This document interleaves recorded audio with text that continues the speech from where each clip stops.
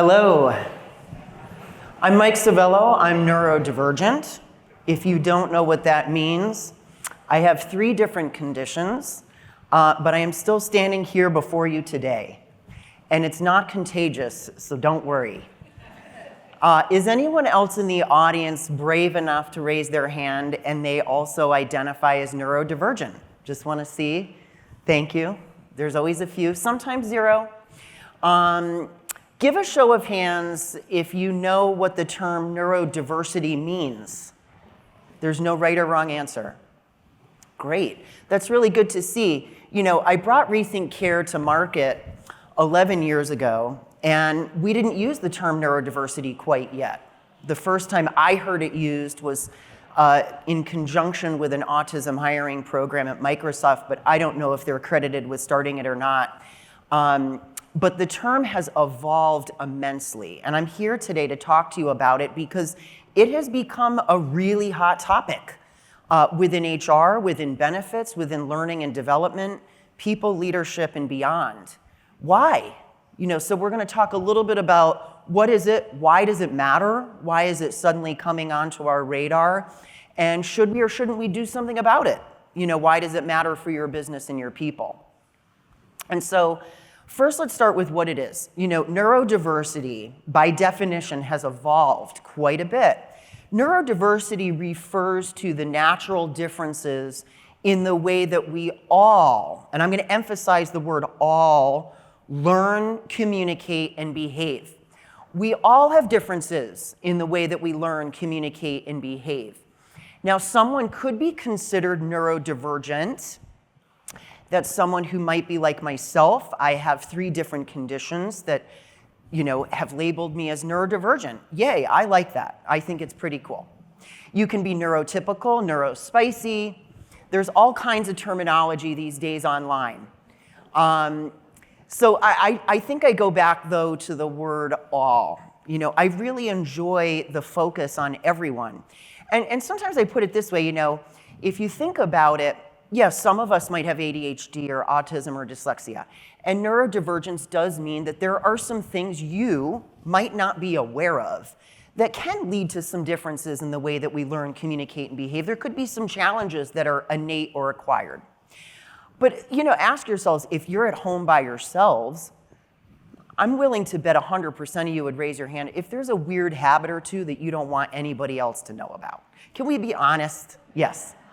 We all have what we would call isms. Let's be very honest with ourselves and with each other.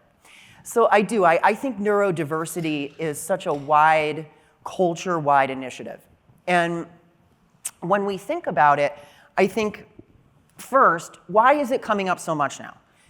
When I started 11 years ago at RethinkCare, autism was 1 in 68 in the US, and today it's 1 in 31. Wow. ADHD is 10% of the population. Dyslexia, 1 in 8. I could go on and on and on. So when we really stop and think about it, neurodiversity it's not necessarily one of those questions that you're going to bring back to your group and say, oh, altruistically, should we hire people or not? Should we have a neurodiversity hiring program or not? The news for us all to really recognize is that 20 to 30% of your people are neurodivergent right now. It doesn't matter if you've hired them or not, if you've targeted a focused program or not. 20 to 30% of your group could be considered neurodivergent simply by looking at common diagnoses that fall into the cognitive behavioral area. That's 1/3 of your population coming in and working every day. Now, all of us in HR, we've seen disability disclosure reports. How many percentage points of your people disclose they have a disability or condition, particularly a cognitive condition?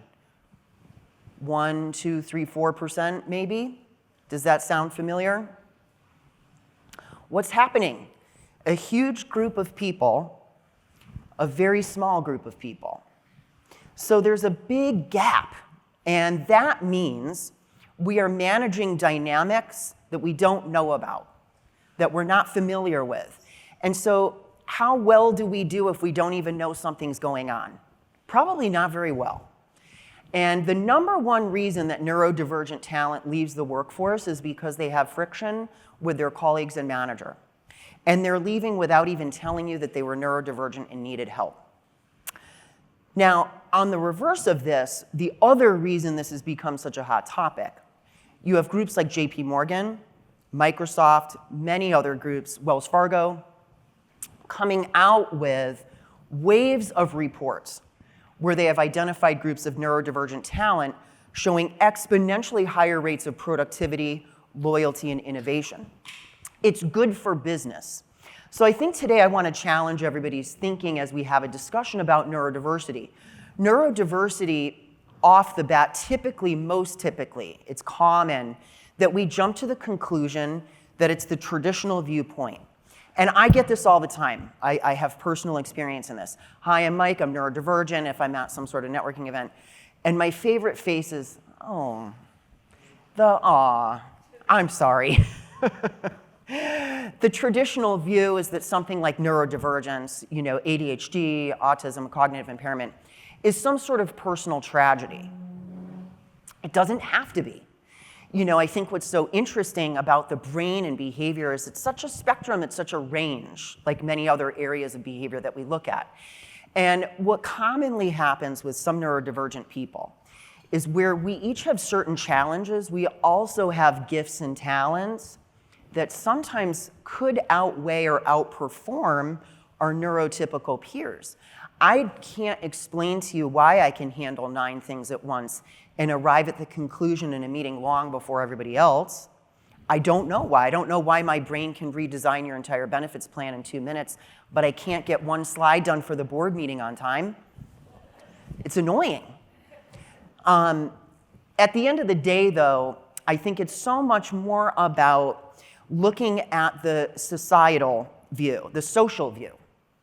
And that's pulling away from the identification of someone with a deficiency or tragedy. And it's looking holistically at our offices and our companies and our cultures and saying, what could be in someone's way from being their unique, gifted self? The panel before this was such a good lead-in because it talked about the importance of personalization. I could not agree more. Neurodiversity is the celebration of being an individual, being your unique, crazy self at work. And if you can be, it means you're able to really be you and bring your gifts and talents to the table to do better business. It is good for your company. Every organization that has some level of neurodiversity program has exponential returns financially from the productivity and innovation in those think tank groups. It is just good for the bottom line. It's not altruistic. But I think to look at it a little bit further, it's also the acknowledgement that neurodiversity is a lifetime. This isn't just a diagnosis and then you get a doctor and you're better. Neurodiversity starts from the earliest development years, so we have to acknowledge families in this context as well. It's a lifespan focus. I heard the panel before this talking a lot about family and caregiver support. So critical. That's so unique as well. You're a parent, you're a mom or a dad, you're at home, you have a child with autism or ADHD, a spouse. How do you bring yourself to work if you have to focus at home? You have to acknowledge that it's everywhere all the time. It's not just one linear delivery or one typical solution. And so I think as I think about social, getting away from this individual has an individual need and they need to be bucketed over here in the corner, and I think organizationally, uncovering gifts and talents, doesn't it fit so nicely into the context of today, which is developing people leaders to move through chaos and uncertainty? We have to do that. We have to challenge our viewpoints. So at Rethink, we're constantly dreaming about how do we make it okay to get what you need no matter what without you having to tell everybody your personal business. Maybe you don't want to share with HR that you are neurodivergent. Maybe you don't want to go through disclosure and accommodations. That's not a fun process, by the way. I can speak from experience. Loads of paperwork. I felt like I did a blood test just to work there. And all I needed was some executive function support. All that just for that. What a lot of money and time and energy. And then there's the other pathway, the assumption that you're broken and you have a mental illness. The only other pathway for neurodivergent people is to go to their health plan. and find a doctor who's then going to give you a neuroaffirming therapist.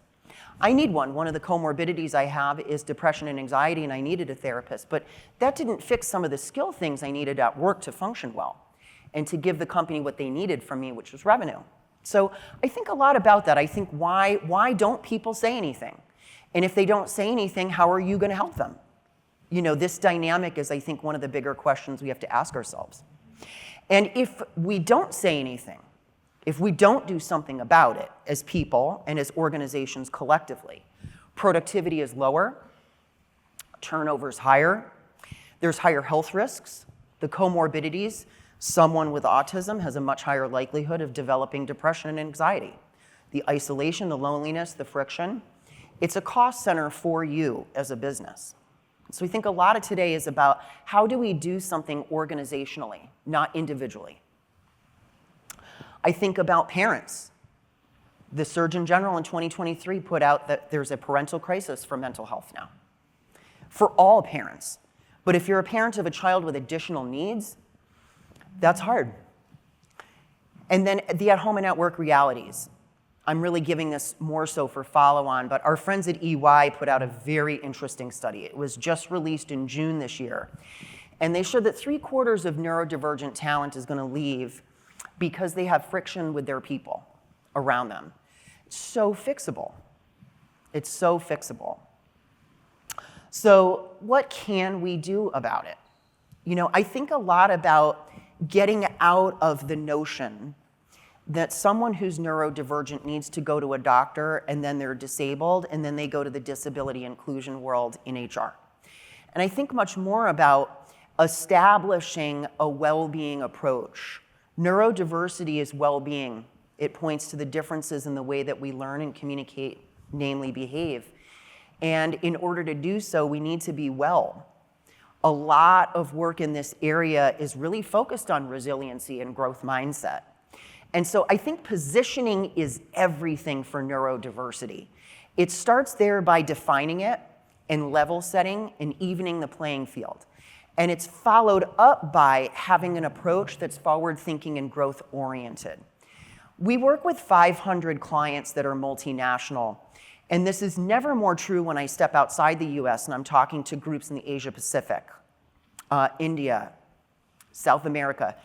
In those cultures, even more so than the US, you would never say my child has an issue. You would never admit that you have any type of mental condition, ever. So how do we work collectively to make this doable and achievable and palatable for people? Well-being is a friendlier area to think about. It's organizational wide as opposed to targeted and labeled, number one. Number two, you can really think about tying it to initiatives that are growth-oriented. Think growth mindset. So instead of thinking about a solution or program that's labeled a neurodiversity program, why not label it professional resilience and career pathing? Everybody needs it. Who cares who's neurodivergent and who isn't at the end of the day, as long as your people are staying and thriving? Does it really matter to you at the end of the day to get a report that says this many people are neurodivergent and got support? Or does it matter to show that turnover is improving and the bottom line is turning around? I think that's one of the things I get a lot is, well, how do I know? I need to know how many people, and then I'm gonna help them. Well, why? You don't need to know. All you need to know is your people are happy and they're getting what they need and they're thriving at work. So I'd say think about positioning that is really broad and not inducing this sense of labeling and who is and who isn't. You don't want managers going back from a training about neurodiversity and looking at their teams and saying, I think that she's neurodivergent. That's not a good look, by the way. That's not going to work too well. And then I think about the family piece. Neurodiversity doesn't just happen at work, it happens at home. You know, cognitive impairments, just like we heard earlier today, healthcare, et cetera, it's a lifelong attribute. It's something that affects all of us and our families. So we really have to think about the scope, going beyond just workplace circumstances and thinking about the home environment as well. This is where well-being comes in handy. You know, it's situated so that you can help a broad scope. And then I think about the interconnectedness with L&D, management and leadership, health benefits, HR, hiring talent. Each of these areas are disciplines within our businesses. can profit from and benefit from good neurodiversity practices. I think about the issues with turnover and retention. Then I think about the fact that organizations that do have good neurodivergent programs, neurodivergent talent stays longer and delivers more. You can't boil the ocean in retention. So if you had to pick one thing, why not do good neurodiversity programs? Because by and large, you're actually helping retention in a very meaningful way. You're segmenting and looking at a group that's going to return and return and return in terms of loyalty. Talent and hiring. 53% of Gen Z identify as neurodivergent. If your workplace isn't ready for it, you ought to be. Because in the next 10 years, 80% of our workforce is going to be made up of Gen Alpha, Gen Z, and Millennial. Get ready. Because they are saying they're neurodivergent, they watched it on TikTok, and they have expectations of you. And if you can't deliver, you're going to be in a world of hurt. Neutralize neurodiversity with skill-based approaches. Neurodiversity, as I said earlier, it's not always a mental illness. Some people just need help with time management, communication, relationship building. Executive function skills is the category there. That's myself. I needed some help with getting things done on time. And once I got that done, I was a really efficient employee. Skill-based is the way to go. And skill attributes are friendlier for people, I think, to take advantage of. The same for parenting of children. Having programs that address the family and caregiving aspects that are fronted by, does your child have a disability? That's not always the best approach to get the adoption you want. Think about phrasing like, help your child reach their full potential. Help your child reach new levels. Growth-oriented positioning is really, really important in the family space. And it's true, by the way. You know, having a kid now with neurodivergence, there's a little bit of a cool factor, I'm not gonna lie. I'm a hit at every party. And then support the ERG, BRG creation. You know, you probably all have them, the employee resource groups or business resource groups, however you like to phrase them. I have seen a huge trend where the groups dedicated to parenting and families and the groups dedicated to disability have started to spin off an entirely separate and dedicated ERG and BRG to neurodiversity. You know, support that, foster that. I think those groups are good for peer support, but what I like to recommend is consider them to be a sounding board. They can give very good feedback in terms of where they see friction coming from. I learned the most of what I've done today so far just by listening to most people in the field and asking them, what went well for you in the application and interviewing process, and what would you do better? Or if you could go backwards, what would you have done for yourself and your hiring manager? What would you do for your manager today if it was more comfortable to speak to them? What about your colleagues? You know, what would you change about the social dynamics in the office to make it a better place to work? So they're a great sounding board for that. Finally, you know, I think people-driven technology. Earlier, I was hearing about the key is personalization, and I could not agree more. One size fits all doesn't work. We're talking about brains. Everybody's brain is different. You can't just say, we need this. You need solutions that are people-driven with technology support. I know we all talk about AI, and it's going to be very beneficial. There's so much talk about AI in our space in particular for behavioral health, but I will add that personalization and having people-driven technology is absolutely critical. You need people who understand the complexities and dynamics of behavior and can be highly adaptive to that individual. Clinician-based or expert coaching versus just generalized. Most of our existing systems, if you do nothing more than what you're doing today, the status quo, your people are being driven into systems with general practitioners. Someone on the other end of the phone that's helping them navigate maybe health coverage plans, et cetera. Typically, they don't have experience in this area, they've experience in health plans. You know, it's highly complex, and I think you'd want to consider some specialty approaches. Work and home are equally weighted, globalization, super critical due to stigma. And then this is the business case. This is my final slide. I'm seeing 6 seconds and my brain is going crazy. I think this is more for follow-on. We really look at business case as a no-brainer because it is good for business, but it's also in your organizations right now, a third or more.